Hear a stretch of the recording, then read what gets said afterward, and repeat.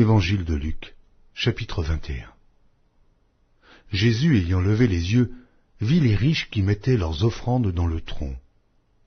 Il vit aussi une pauvre veuve qui y mettait 2 petites pièces, et il dit, « Je vous le dis en vérité, cette pauvre veuve a mis plus que tous les autres. Car c'est de leur superflu que tous ceux-là ont mis des offrandes dans le tronc.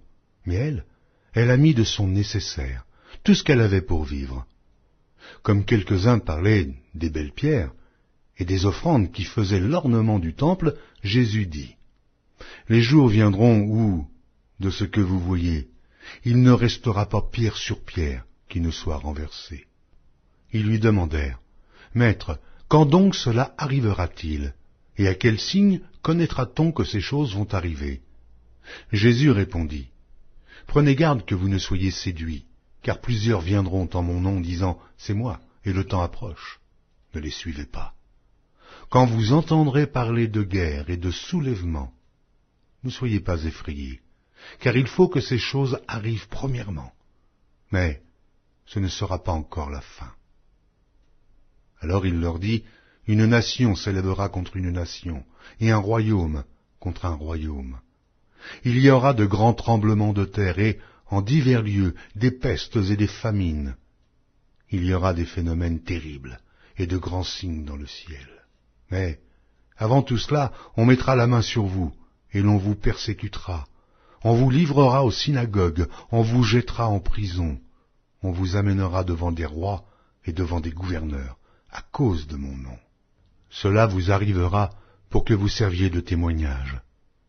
Mettez-vous donc dans l'esprit de ne pas préméditer votre défense, car je vous donnerai une bouche et une sagesse à laquelle tous vos adversaires ne pourront résister ou contredire. Vous serez livrés même par vos parents, par vos frères, par vos proches et par vos amis, et ils feront mourir plusieurs d'entre vous. Vous serez haïs de tous à cause de mon nom, mais il ne se perdra pas un cheveu de votre tête. Par votre persévérance, vous sauverez vos âmes. Lorsque vous verrez Jérusalem investie par des armées, sachez alors que sa désolation est proche. Alors que ceux qui seront en Judée fuient dans les montagnes, que ceux qui seront au milieu de Jérusalem en sortent, et que ceux qui seront dans les champs n'entrent pas dans la ville. Car ce seront des jours de vengeance, pour l'accomplissement de tout ce qui est écrit. Malheur aux femmes qui seront enceintes, et à celles qui allaiteront ces jours-là, car il y aura une grande détresse dans le pays, et de la colère contre ce peuple. Ils tomberont sous le tranchant de l'épée, ils seront emmenés captifs parmi toutes les nations, et Jérusalem sera foulée aux pieds par les nations, jusqu'à ce que les temps des nations soient accomplis.